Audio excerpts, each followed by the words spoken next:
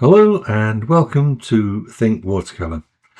Today I want to demonstrate how you can interpret a really poor quality image to create a pleasing sketch. I achieved this watercolour sketch by reinterpreting this rather dull reference photo that I took a couple of winters ago. I took the photo on a dull afternoon because the positioning of where the people, the house and the main tree were looked like a pleasing composition for a future sketch. And here we are. So let me show you how I did it. I started with a quick sketch of the main features, the big tree in the foreground, the figures and the house, and no other details. So if you wanted to paint along with this, if you freeze the video here, you can do a quick copy of the sketch yourself and paint along with me. I started with the sky, so I mixed up some Naples yellow and a pool of cerulean blue with a touch of cobalt blue. And starting with the blue, I laid down a quick wash, and as I came down I added more water to the mix so that I can then add the Naples yellow without the sky going too green. The Naples yellow is just at the base. This is an initial wash, and I'll let this dry before continuing once I've finished this part. Just added some burnt sienna to the mix to grey it, and I'm just using that to paint in some shadows on the side of the hill. And then I'll dry this this wash with a hairdryer very quickly.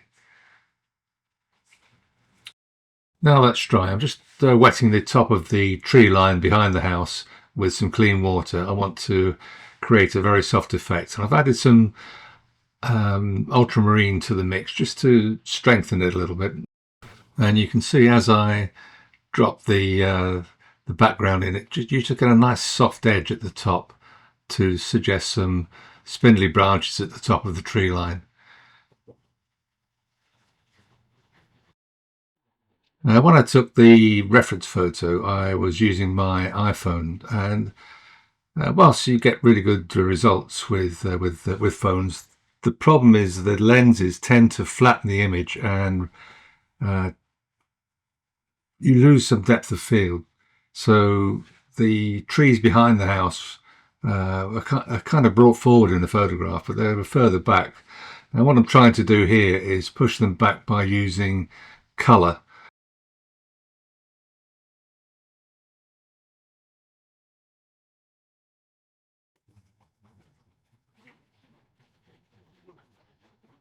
Just while it's still wet, I can drop in more pigment and darken the base of the tree line.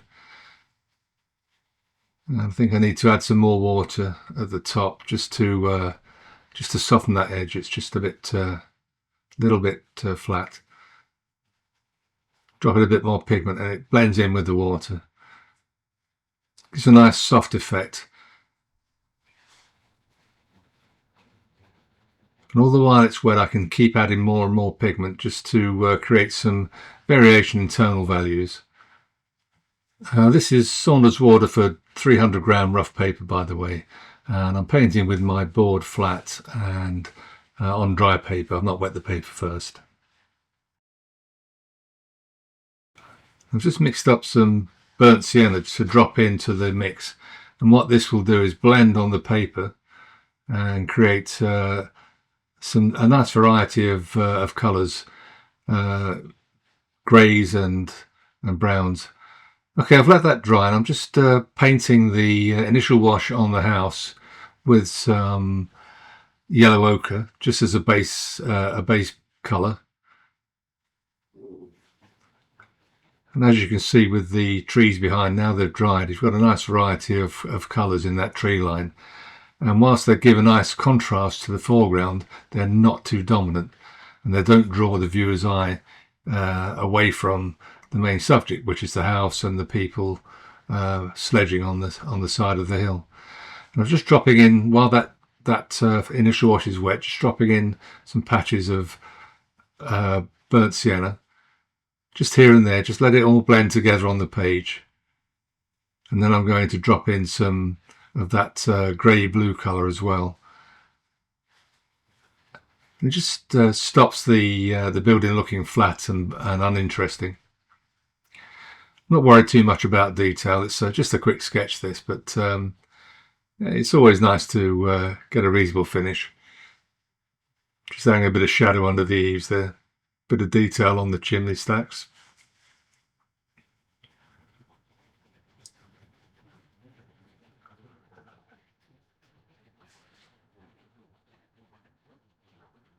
For the foreground tree, I've mixed up some Van Dyke Brown and some ultramarine to it to make it go really dark.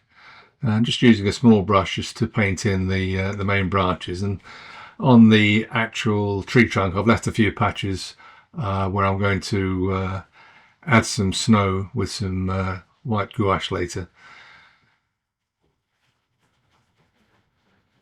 Just getting the main branches in with this small brush, and then I'll switch to a rigger for the thinner branches.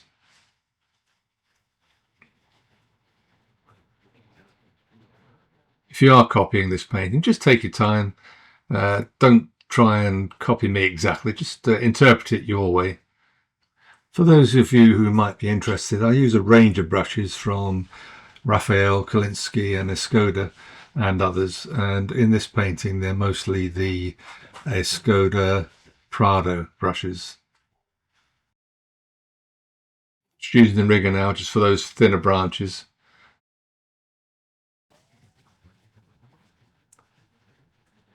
Just take your time when you're doing this and let the springiness of the rigger brush dictate the shapes of the and the bends in the branches.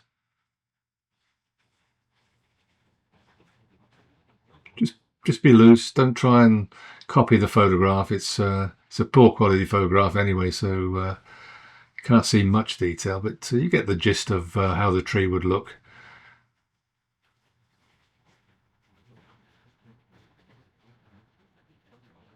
And always remember that branches do overlap and crisscross in a tree like this, so don't be frightened to crisscross them and have them going all over the place. I've just grabbed an old Chinese brush and just wet the tip, and it's really good for splaying out for doing these spindly branches. I'm using that grey-blue mix very loosely, just to indicate a few branches at the edges of the top of that foreground tree.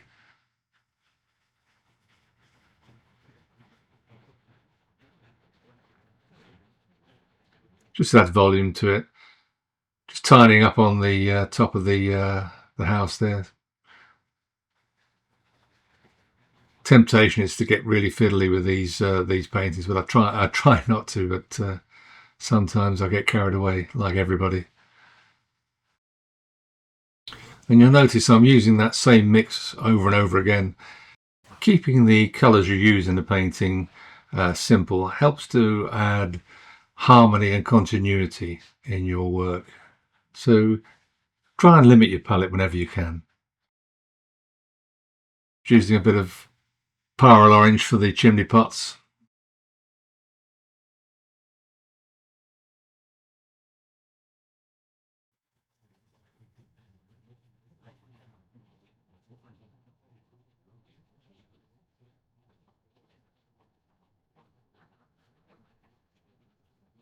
Just painting the figure dragging the sledge up the hill, and when you're painting figures on the move like this, especially going up there, they lean forward, so without adding too much detail, one straight leg, one bent leg, and the figure at an angle. Just using the same mix. It's just the same colour as the tree for the figure, one of the figures at the top. Pyrrole Orange for the sledge and for the coat on one of the figures. And using that same colour, it helps to take the viewer's eye from the sledge to the figure to the chimney pots around the picture. So just a little bit of composition there.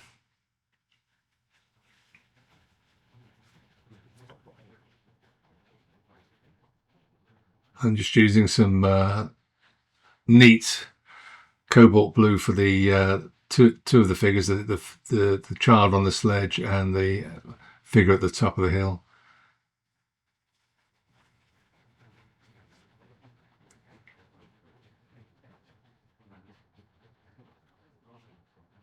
Just putting in the little bit of rope that the guy's pulling on to drag the sledge up the hill.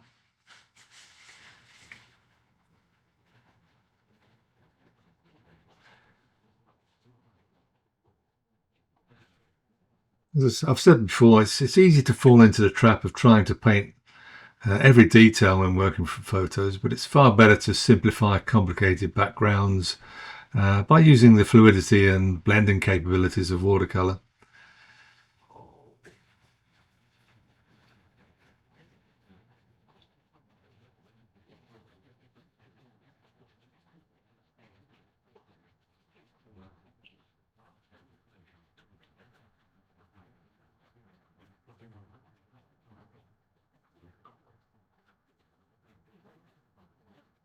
Here I'm just using white gouache to add some patches of snow clinging to the tree and some of its upper branches.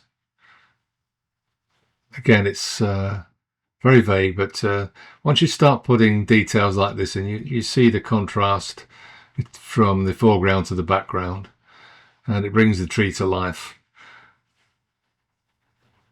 Just touching up the roof line with that white gouache.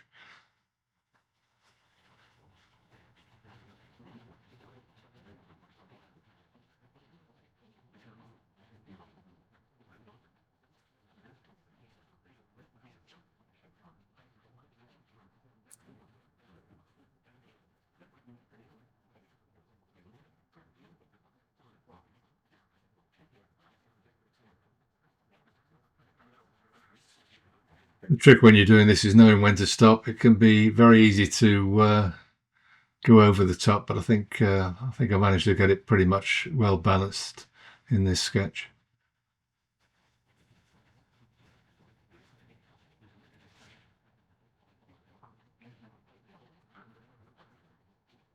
As you can see, the background is pushed back by not painting too much detail, but it's still there. The viewer's eye will see that that's a line of trees behind the house.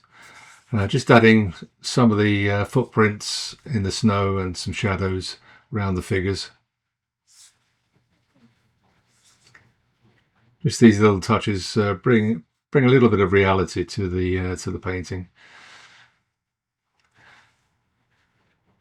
And I think I'm pretty much done. Thank you so much for watching. I do hope you found this useful. As I said earlier, it's always a good idea to try and reinterpret a photograph that's it's got a lot of detail in the background. Just simplify things. Anyway, do give it a go, and I do hope you have some success with this.